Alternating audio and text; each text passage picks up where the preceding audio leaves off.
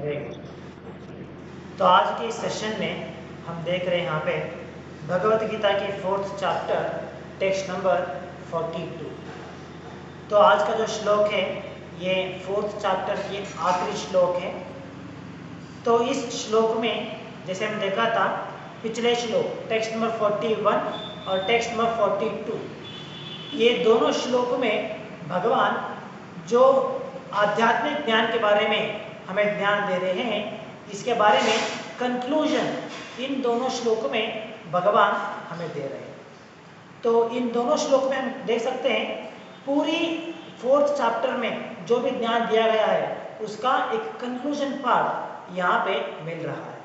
और आज के श्लोक के भावार्थ में अगर हम देखेंगे तो प्रभुपाद ने पूरी 4th चैप्टर में जो भी पॉइंट्स कवर किया गया है उन सभी पॉइंट्स को एक संक्षिप्त रूप में इस भावार्थ में प्रभुपाद ने दिया है। सो आज का जो भावार्थ है हम कह सकते हैं it's a summary of the whole 4th chapter.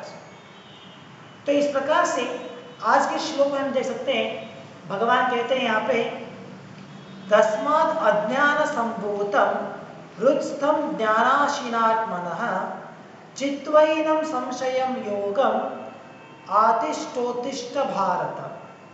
तो यहाँ पे भगवान कह रहे हैं therefore तस्मात्, जैसे हमने कल समझा था इसके बारे में, तो तस्मात् मतलब therefore कंक्लूजन वर्ड। तो इतने सारे इंस्ट्रक्शन देने के बाद आखिरी में कंक्लूजन भगवान दे रहे हैं, तो इसीलिए तुम्हें क्या करना है, तस्मात् मतलब इसीलिए।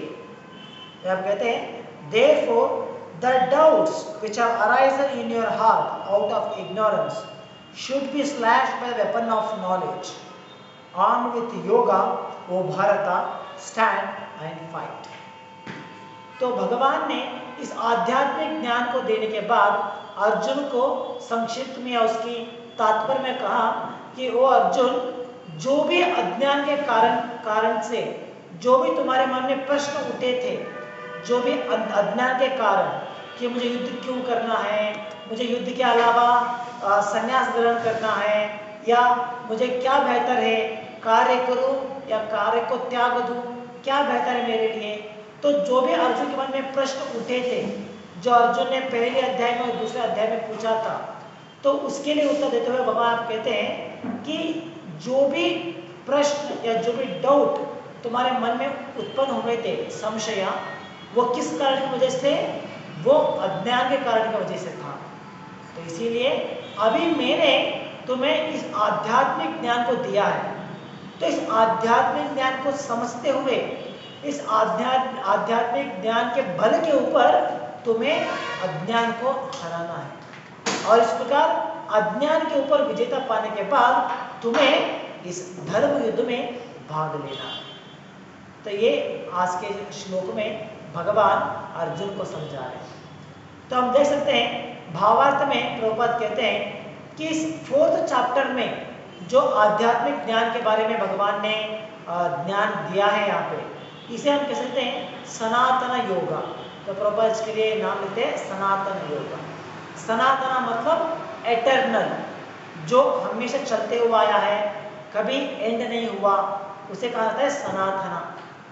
तो प्रभुपाद यहाँ पे इस अध्याय के विषय को इसका नाम दिया है सनातन योगा। मतलब ये योगा, ये जो योग पद्धति है, ये सनातन है, क्योंकि इस आध्यात्मिक ज्ञान में हमें क्या सिखाया जा रहा है, हमारी और भगवान की स्वरूप क्या है, और साथ में हमारी और भगवान के साथ संबंध क्या है, इसके बारे में यहाँ पे ज्ञान दिया गया है। तो इसीलिए इस ज्ञान को प्रभुपाद कहते हैं सनातन योगा, जो शाश्वत है, एटर्नल है, हमेशा रहता है। तो इसीलिए इस योग का नाम दिया गया है सनातन योग। और बाद में प्रभुपाद यहाँ पे समझा रहे हैं, जिसे हमने कहा पूरी 4th चैप्टर में जो भी अंश दिए गए उन सभी अंशों को यहाँ पे प्रभुपाद संक्षिप्त रूप में पुनः यहाँ पे स्थापित कर रहे हैं। तो यहाँ प्रभुपाद कंक्लूजन में कहते हैं कि इस योगा सिस्टम में जो सनातन योगा है, इसमें 2 अंग हैं। एक है sacrifice of one's material possession. तो देखिए आप में से कितने लोगों ने रेगुलर से सुना है क्लास को, तो कितना आपको याद रहेगा। तो यहाँ पे प्रभुपाद कहते हैं पहले डिवीजन में sacrifice of one's material possession. तो क्या किसी को याद है कि इन पिछले श्लोकों में किस श्लोक में भगवान ने इस प्रकार की सैक्रिफाइस के बारे में चर्चा किया था? देख कितने लोग ढूंढ के बोल सकते हैं।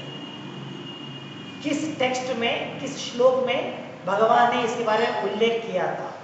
Sacrifice of one's material possession, हमारे भौतिक संपत्ति को या भौतिक वस्तुओं को सैक्रिफाइस करना। तो ये भी एक प्रकार के सैक्रिफाइस है। तो इसके बारे में भगवान ने कहाँ पे उल्लेख किया था?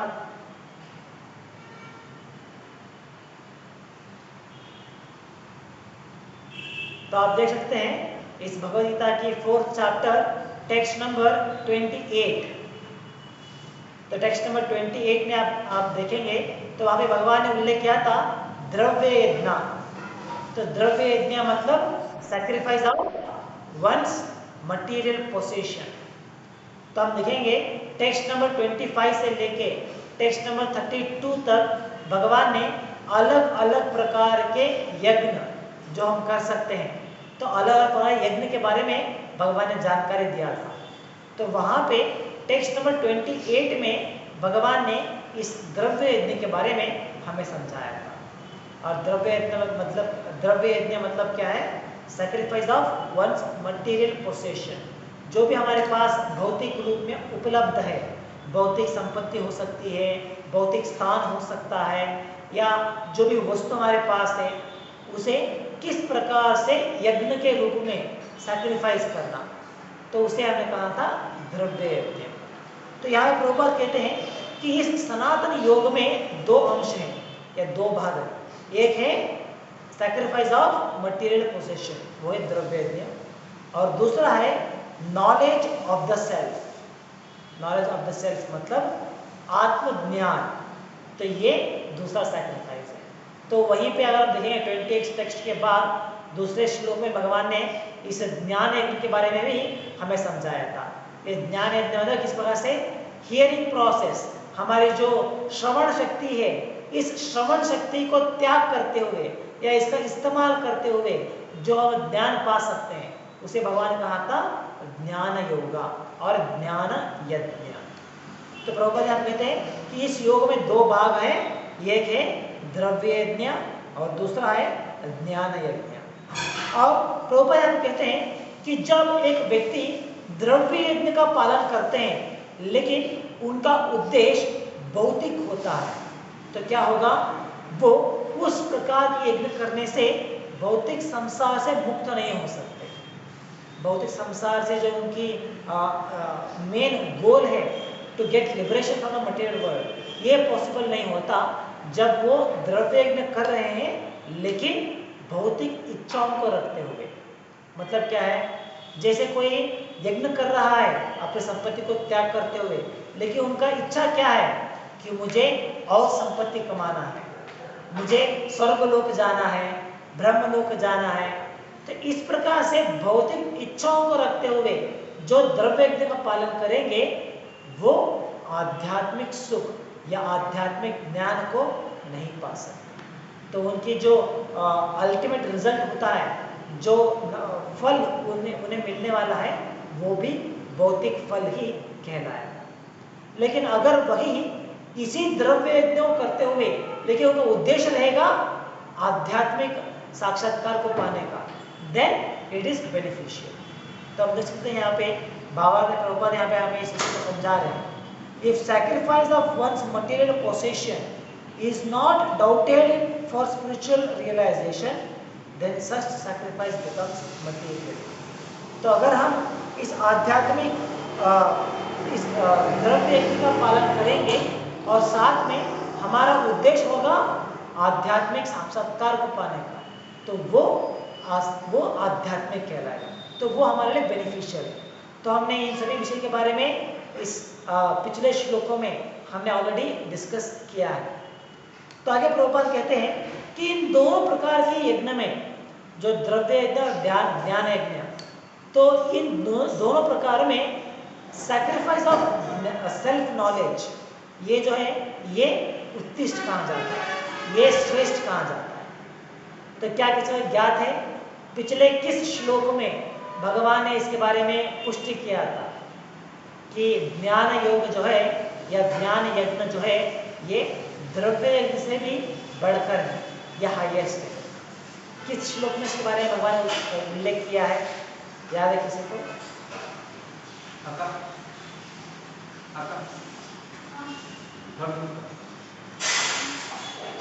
तो आप देख सकते हैं टेक्स्ट नंबर 33, टेक्स्ट नंबर 33 में अगर आप देखेंगे 4th चैप्टर की, तो वहां पे भगवान कहते हैं कि ज्ञान यज्ञ जो है वो द्रव्य यज्ञ से भी उत्कृष्ट है, द्रव्य यज्ञ से भी श्रेष्ठ है। क्योंकि द्रव्य यज्ञ क्या होता है, ये भौतिक हो सकता है, लेकिन ज्ञान यज्ञ जो है इसके द्वारा हम हमारी आत्म साक्षात्कार पाने का प्रयास कर सकते हैं। तो ये आध्यात्मिक है, तो इसीलिए ज्ञान यज्ञ जो है ये श्रेष्ठ कहा जाता है। तो इसके बारे में हमें टेक्स्ट नंबर 33 में उल्लेख मिल जाता है। तो आगे आप प्रभुपाद कहते हैं कि जब हम इस ज्ञान यज्ञ के द्वारा आध्यात्मिक कार्य करना प्रारंभ करेंगे तो उसके द्वारा हम हमारे अस्तित्व को समझ पाते हैं या हमारे जो आत्म साक्षात्कार है इसे पा सकते हैं। तो इट इज पॉसिबल बाय ज्ञान यज्ञ। तो जब हम यहाँ पे कहते हैं कि इसके द्वारा हम आत्म साक्षात्कार पा सकते हैं, तो इस आत्म साक्षात्कार में भी 2 प्रकार है या 2 अंग हम कह सकते हैं। तो बाबा ने प्रभुपाद इसके बारे में उल्लेख कर रहे हैं। तो इस आत्म साक्षात्कार में भी 2 अंग है।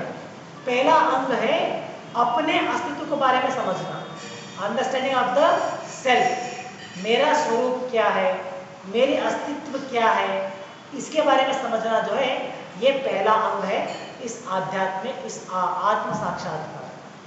और इसी आत्म साक्षात्कार का दूसरा अंग है और वो क्या है, भगवान के स्वरूप को समझना। भगवान कौन है, भगवान का स्वरूप क्या है, ये समझना इस आत्म साक्षात्कार का दूसरा अंग। जैसे देखिए आत्म साक्षात्कार की पहले अंग में हम अपने स्वरूप को समझने का प्रयास करते हैं, अपने आप को समझने का प्रयास करते हैं।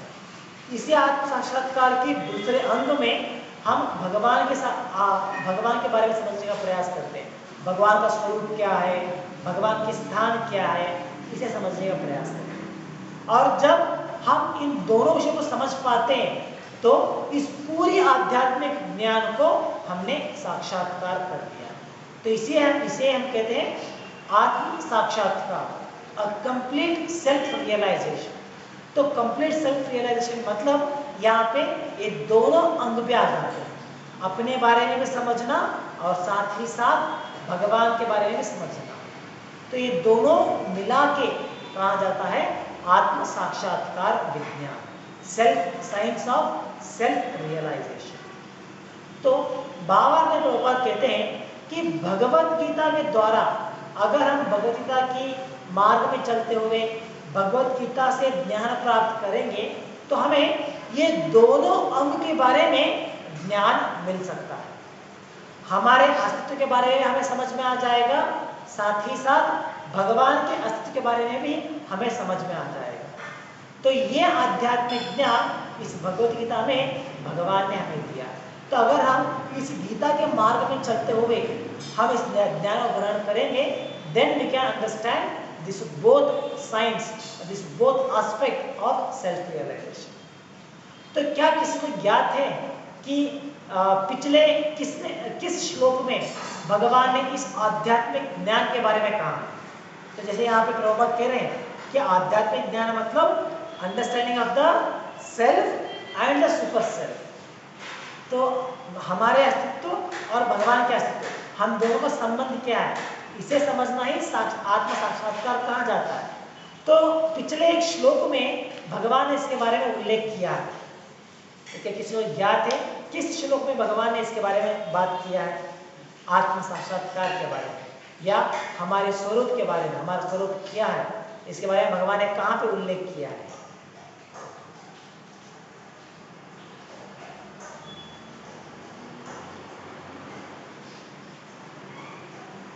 तो आप देख सकते हैं टेक्स्ट नंबर 35, 4th चैप्टर की टेक्स्ट नंबर 35 में भगवान ने इसके बारे में उल्लेख किया है कि आत्म साक्षात्कार या आध्यात्मिक ज्ञान क्या है।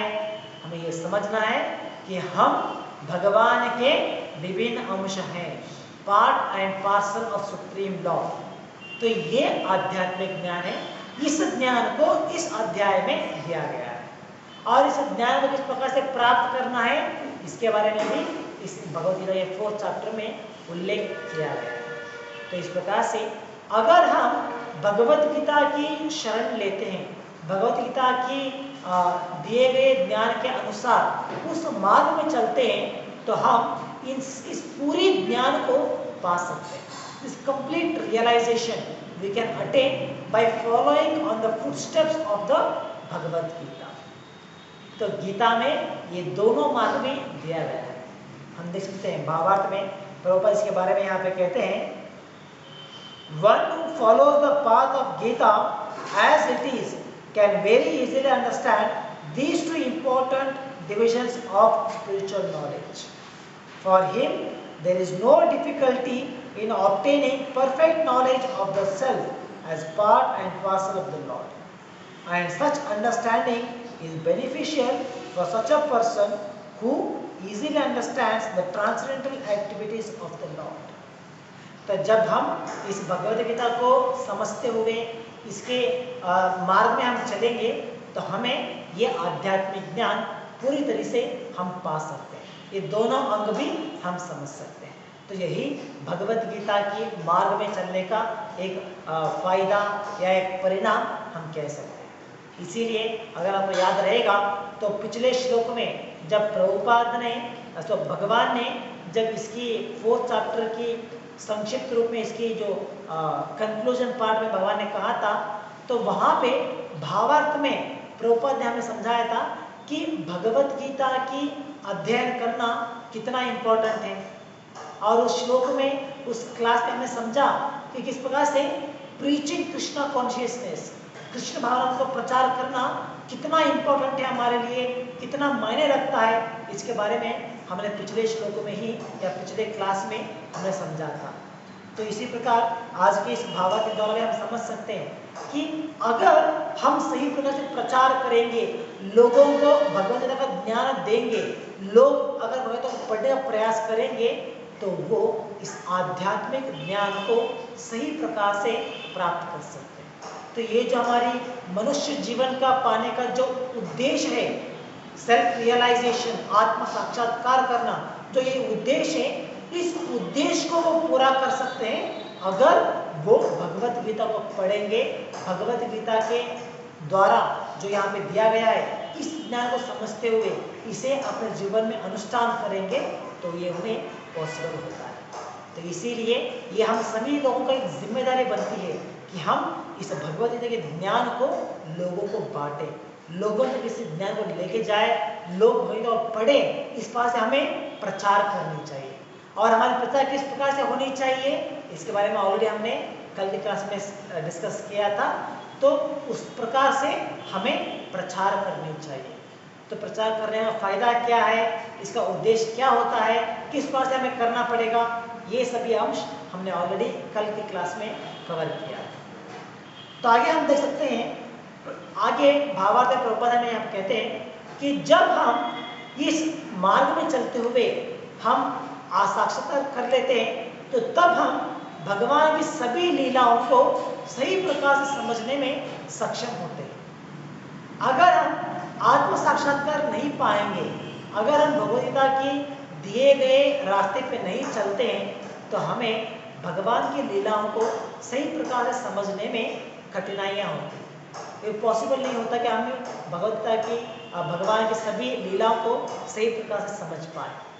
इसके लिए हमने देखा किस प्रकार से प्रभुपाद ने यहाँ पे फेथ के बारे में या हमारी जो भगवान के प्रति हमारी जो फेथ है, क्या कहते हैं, श्रद्धा जो है, इस श्रद्धा के बारे में प्रभुपाद ने समझाया किस प्रकार से हमारी श्रद्धा भगवान के प्रति होनी चाहिए। जब हम इस साक्षात्कार पाएंगे तो ऑटोमेटिकली भगवान के लीला के प्रति श्रद्धा हो जाता है।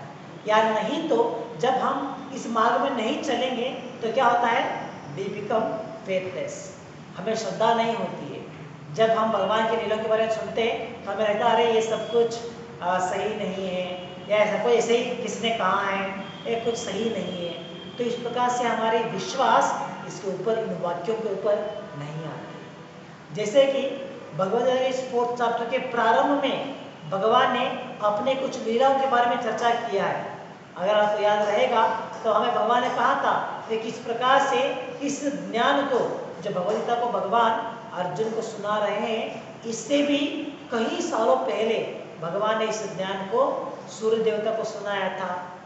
तो सूर्य देवता के बाद में यही ज्ञान सूर्य देवता के बाद में उनके पुत्र को, और बाद में मनु। तो इस प्रकार से ये ज्ञान यहाँ पे एक गुरु शिष्य परंपरा के द्वारा चलता हुआ आ रहा है। तो ये सभी भगवान के लीला है, भगवान की अनेक अलग अलग प्रकार के स्पिरिचुअल एक्टिविटीज हैं। तो अगर हमें भगवान के वाक्य के प्रति श्रद्धा होती है, फेथ होता है, तभी हम इन वाक्यों के ऊपर विश्वास कर सकते हैं, या इस ज्ञान को, इन भगवान की लीलाओं को सही प्रकार से समझ पाते हैं। अगर हमें फेथ नहीं है तो क्या होता है, वो लोग अपने तर्क लगाते हुए वो सोचते हैं अरे कैसे पॉसिबल है कि भगवान और सूर्य देवता को बात करते हैं, या कई सालों पहले उन्हें ये ज्ञान दिया गया था, ये सब कैसे पॉसिबल है। ये सब कुछ सिर्फ काल्पनिक है। लोगों ने सिर्फ हमें डराने के लिए इस प्रकार से ये सभी ज्ञान का, ये सभी लीलाओं के बारे में उन्होंने रचना किया है, ये सब कुछ काल्पनिक है। तो जो फेथलेस है ये उनका विचार होता है। तो इसीलिए कुछ लोग सोचते हैं कि जब हम, जैसे भगवद गीता या भागवत, जो भी हमारे धर्म के बारे में यहाँ पे दिया गया है, लोग सोचते हैं ये सभी तो हमें डराने के लिए दिया गया है, ये सब कुछ काल्पनिक है। एक्चुअली भगवान कृष्ण थे, महाभारत हुआ, रामायण हुआ, ऐसा कुछ भी हुआ ही नहीं एक्चुअली, और ये सब कुछ काल्पनिक है।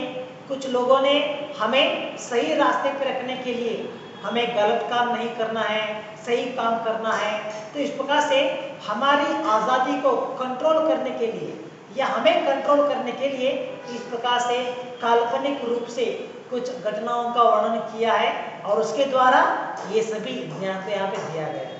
तो ये सब कुछ एक्चुअली काल्पनिक है। तो इस प्रकार के विचार किसका होता है, जो भगवान की वाक्यों के प्रति श्रद्धा नहीं रखते, वन हु इज फेथलेस, उनकी विचार इस प्रकार से होते हैं। तो इसीलिए अगर आप याद रहेगा तो पिछले श्लोक में भी भगवान ने कहा था कि किस प्रकार से हमें श्रद्धा होनी चाहिए भगवान की वाक्यों के प्रति, भगवद गीता के प्रति हमें किस प्रकार से श्रद्धा होनी चाहिए, और श्रद्धा के द्वारा ही हम इस ज्ञान को समझ पाते हैं। तो इसके बारे में भी पिछले कुछ लोगों से पहले भगवान ने उल्लेख किया था।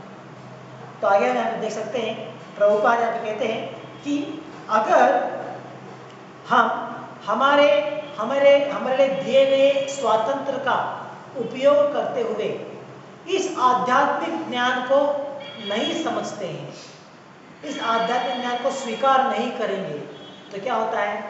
प्रभुपाद कहते हैं we are considered to be a fool number 1, सबसे क्या कहते हैं अज्ञानवश व्यक्ति हम कह सकते हैं। इतने अज्ञानी हैं हम, इतने क्या कहते हैं फूल।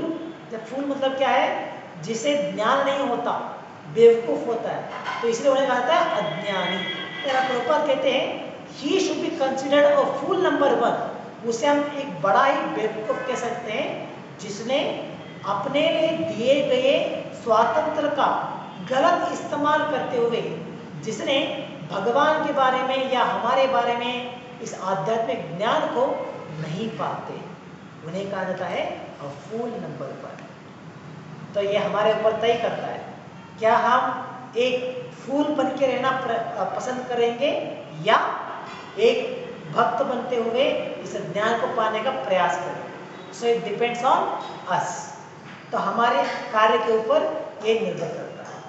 तो इसीलिए जब प्रभुपाद कहते हैं कि हमें हमारी दिए गए स्वतंत्र का इस्तेमाल करते हुए हमें इस आध्यात्मिक ज्ञान को पाना है, और इस ज्ञान के द्वारा हमें समझना है कि भगवान का अस्तित्व क्या है, मेरा अस्तित्व क्या है, हम दोनों का संबंध क्या है, इसके बारे में हमें समझनी होती है। तो वही एक बुद्धिमान व्यक्ति का एक लक्षण होता है। जैसे हम कहते हैं यहाँ पे बड़े बड़े व्यक्ति, अरे इन्होंने PhD किया है, डॉक्टरेट इन्होंने पाया है, इतने बड़े बड़े डिग्री उनके पास है, लेकिन उन्हें अपने बारे में ही ज्ञात नहीं है कि मैं कौन हूँ, क्या मैं शरीर हूँ या मैं आत्मा हूँ। आत्मज्ञान के बारे में कुछ भी मालूम ही नहीं है। तो क्या हम उन्हें कह सकते हैं कि हाँ ये बड़े ज्ञानी हैं? नहीं। हो सकता है उनके पास बड़े बड़े डिग्री हो सकती है, बड़े बड़े PhD डॉक्टरेट उन्होंने किया है, लेकिन अगर उन्हें अपने आत्म के बारे में अपने आत्मज्ञान नहीं है तो वो फूल नंबर 1 ही कहलाता है। तो ये उन्होंने कहा था अज्ञानी। तो यही भागवत की व्याख्यान है, भगवत गीता का व्याख्यान यही है। इसके द्वारा हम समझ सकते हैं कि कौन ज्ञानी है और कौन अज्ञानी है। ये डेफिनेशन इसके द्वारा हम समझ सकते हैं। तो आगे प्रभुपाद यहाँ पे कहते हैं कि इस भगवत गीता की 4th चैप्टर में जो भगवान ने अलग अलग प्रकार के यज्ञ के बारे में हमें समझाया है, तो आपने देखा रहेगा। तो टेक्स्ट नंबर 25 से लेते हुए टेक्स्ट नंबर 30-32 तक भगवान ने अलग अलग प्रकार के यज्ञ के बारे में समझाया है। तो प्रभुपाद इस भावार्थ में उसके बारे में संक्षिप्त रूप में यहाँ पे कह रहे हैं। जैसे आप देख सकते हैं, प्रभुपाद कहते हैं Krishna consciousness is awaken by different types of sacrifices. तो डिफरेंट टाइप ऑफ सैक्रिफाइस कौन कौन से हैं, इसके बारे में ऑलरेडी भगवान ने उल्लेख किया है टेक्स्ट नंबर 25 से लेके टेक्स्ट नंबर 32 तक। तो कौन कौन से sacrifices? Sacrifices to the demigods, sacrifice to the Brahmana, sacrifice in celibacy, in household life, in controlling the senses, in practicing mystic yoga, in penance, in foregoing material possession, in studying the Vedas, and in partaking of the social institution called वर्णाश्रम धर्म। तो ये सभी अलग अलग प्रकार के यज्ञ हैं, इसके बारे में भगवान ने उल्लेख किया है। तो ये सभी प्रकार के यज्ञ करने का मुख्य कारण क्या होता है, मुख्य उद्देश्य क्या है ये यज्ञ करना? वो है to awaken our Krishna consciousness.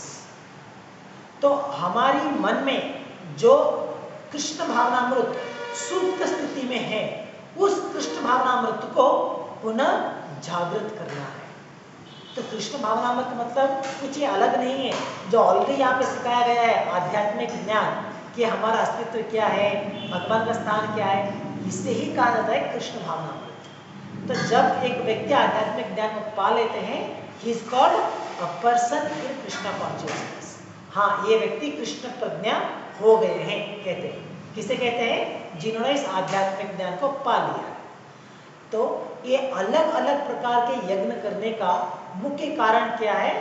हमारी कृष्ण भावनामृत या कृष्ण प्रज्ञा जो हमारे हृदय में सुप्त स्थिति में है, उसे पुनः जागृत करना ही इन सभी अलग अलग प्रकार के यज्ञ के मुख्य कारण या उसका मुख्य फल होता है। इसके अलावा अगर हम सोचेंगे कि किसी भी अलग प्रकार की भौतिक इच्छा के कारण या भौतिक इच्छा को पूरी करने के लिए अगर हम यहाँ पे दिए गए सैक्रिफाइस करेंगे, तो वो आध्यात्मिक नहीं कहलाता, बल्कि भौतिक कार्य या भौतिक यज्ञ कहलाता है, जो हमें भौतिक संसार के बंधन में बांध के रखता है। तो इसलिए हमने इस 4th चैप्टर के द्वारा हमने क्या समझने का प्रयास किया है कि हमें इस भौतिक संसार से मुक्त होने के लिए आध्यात्मिक कार्य करने हैं। तो आध्यात्मिक कार्य यहाँ पे दिए गए इतने सारे सैक्रिफाइस में कोई भी सैक्रिफाइस हम चूज कर सकते हैं और उसके अनुसार हमें कार्य करने हैं।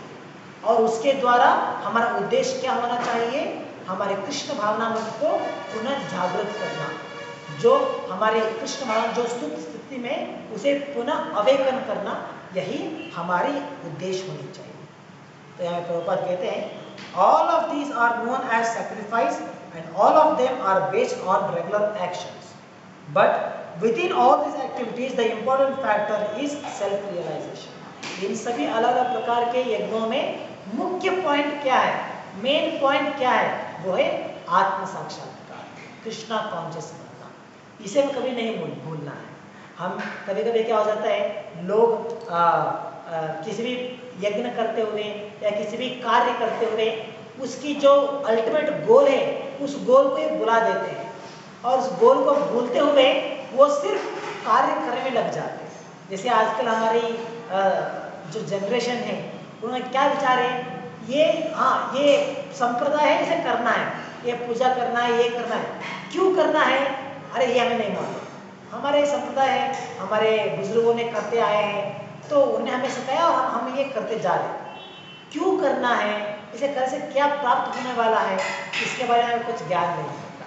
तो इस प्रकार से हमें नहीं करनी चाहिए, बल्कि हमें ये समझना चाहिए कि इस कार्य करने से हमें क्या हासिल होने वाला है, किस कार्य के लिए, किस फल के लिए हमें ये करना चाहिए।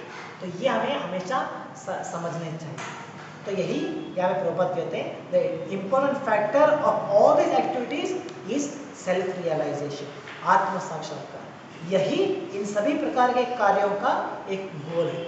तो इस भगवत गीता में जो एक भगवत गीता के शिष्य बनेंगे या जो स्टूडेंट बनते हुए भगवत गीता को समझने का प्रयास करते हैं, वो इन सभी प्रकार की अज्ञान को मिटाते हुए इस आत्म साक्षात्कार को पा सकते हैं। अगर कोई इस आत्म साक्षात्कार को नहीं पाएंगे या इस भगवत गीता के द्वारा इस ज्ञान को समझने में समर्थ नहीं होते हैं, then he will surely fall back, वो इस भौतिक संसार में पुनः पतन हो सकते हैं। इसके बारे में प्रभुपाद यहाँ पे कहते हैं। आगे प्रभुपाद कहते हैं, तो इसीलिए हमें क्या करनी चाहिए। तो हमने देखा अभी तक भगवान ने किस प्रकार से 4th चैप्टर में जो भी कहा था, इसके बारे में प्रभुपाद ने भावार्थ में हमें समझाते आए, तो पूरा संक्षिप्त रूप में, समरी के रूप में हमने समझा। तो इसके बाद में हमें क्या करनी चाहिए, व्हाट वी शुड डू। तो हमारे नेक्स्ट कोर्स ऑफ एक्शन क्या होना चाहिए, तो इसके बारे में प्रभुपाद यहाँ पे कहते हैं, one is therefore advised to study Bhagavad Gita or any other scripture under a bona fide spiritual master with service and surrender। तो इसलिए हमें क्या करना चाहिए, हमें एक सच्चे गुरु के शरण में जाते हुए, जो गुरु आध्यात्मिक संप्रदाय के, आध्यात्मिक गुरु परंपरा में आते हैं, उस गुरु के शरण में जाते हुए हमें उस गुरु की सेवा करनी है, और उस गुरु की सेवा करते हुए हमें इस आध्यात्मिक ज्ञान को पाना है, भगवत गीता को पढ़ना है, भागवत को पढ़ना है, समझने का प्रयास करना है उस गुरु के शरण में जाते हुए। और हम सभी लोगों के लिए श्रील प्रभुपाद इस परंपरा में गौड़ीय वैष्णव संप्रदाय में आने वाले एक आचार्य हैं, जिनके शरण हम ले सकते हैं। तो ये हमारी कोर्स ऑफ एक्शन या हमारे लिए की पॉइंट्स, तो जो हमारे लिए कार्य करना है, ये पॉइंट्स हम यहाँ पे देख सकते हैं। तो इसके बारे में भगवान ने उल्लेख किया था ऑलरेडी। क्या किसी को ज्ञात है किस श्लोक में भगवान ने इसके बारे में कहा था कि हमें इसी प्रकार से आध्यात्मिक ज्ञान को ग्रहण करना है? किस श्लोक में भगवान ने कहा था?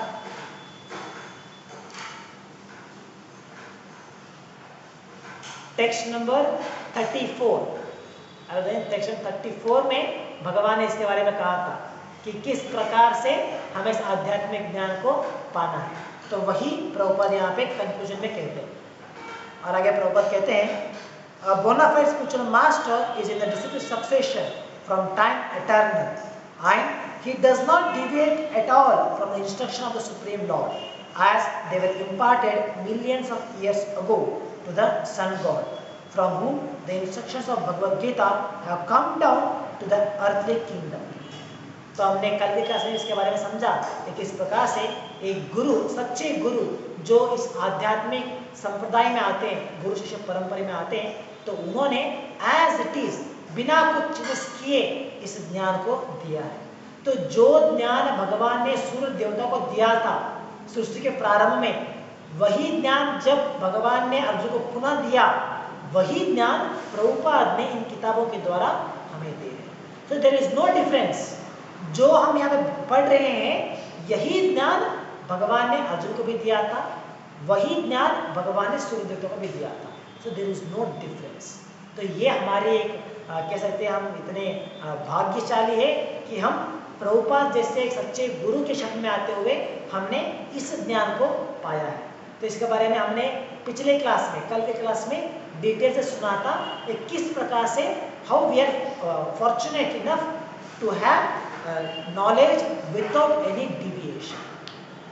तो आगे प्रभुपाद कहते हैं, one should therefore follow the path of Bhagavad Gita as it is expressed in the Gita itself and beware of self-interested people after personal aggrandizement who deviate others from the actual path। तो इसीलिए हमें भगवत गीता में दिए गए मार्ग के अनुसार ही चलते हुए सही प्रकार से इस ज्ञान को पाना चाहिए और साथ ही साथ हमें केयरफुल रहना है उन लोगों के प्रति जो भगवत गीता का नाम लेते हुए अलग से हमें अलग मार्ग में लेके जाने का प्रयास करते हैं, जिनके अलग अलग एजेंडा है और अलग एजेंडा को पूरा करने के लिए हमें दूसरे रास्ते पे लेके जाने का प्रयास करते हैं, जो डिविएशन करते हैं। तो we have to be careful about this people. तो हमने जैसे कहा था कि भगवत गीता के नाम पे इतने लोगों ने इतना अज्ञान फैला के रखा है, तो हमें इसीलिए गीता के अनुसार चलते हुए, भगवत गीता के मार्ग में चलते हुए हमें ध्यान को पानी चाहिए और हमें इन जैसे लोगों के प्रति केयरफुल रहना है। We should not get deviated from these people. आगे प्रभुपाद कहते हैं, the lord is definitely the supreme person and his activities are transcendental and one who understands this is a liberated person from the very beginning of his study of the Bhagavad Gita। तो इस प्रकार से इस आध्यात्मिक ज्ञान को कि भगवान का स्वरूप क्या है, भगवान के लीलाएं किस प्रकार से, इसे हम सही प्रकार से समझ सकते हैं जब हम भगवत गीता में दिए गए ज्ञान का, भगवत गीता में दिए गए मार्ग का अनुसरण करेंगे। इसके द्वारा जब हम ज्ञान को पाएंगे तब हम इस ज्ञान को सही प्रकार से समझ सकते हैं। तो यही हमने इस पूरी भगवत गीता की 4th चैप्टर में हमने समझने का प्रयास किया है। इसका हेडिंग है ट्रांसेंडेंटल नॉलेज, इसे प्रभुपाद कहते हैं सनातन योगा और आध्यात्मिक ज्ञान। तो इसे भगवान ने इस पूरी अध्याय में हमें समझाया और प्रभुपाद की इस भावार्थ के द्वारा हमने इसको समझने का प्रयास किया है। तो हमें इस विषय को अपने जीवन में अनुष्ठान करना है और साथ ही साथ दूसरों को भी समझाना है, प्रचार करना है। तो ये सभी विचार आज के श्लोक से और भावार्थ से हम समझ सकते हैं। तो यहाँ पे हम समाप्त करेंगे आज की ग्रंथराज श्रीमद् भगवद गीता की जय। जगत गुरु श्री प्रभुपाद की जय। हरे कृष्ण।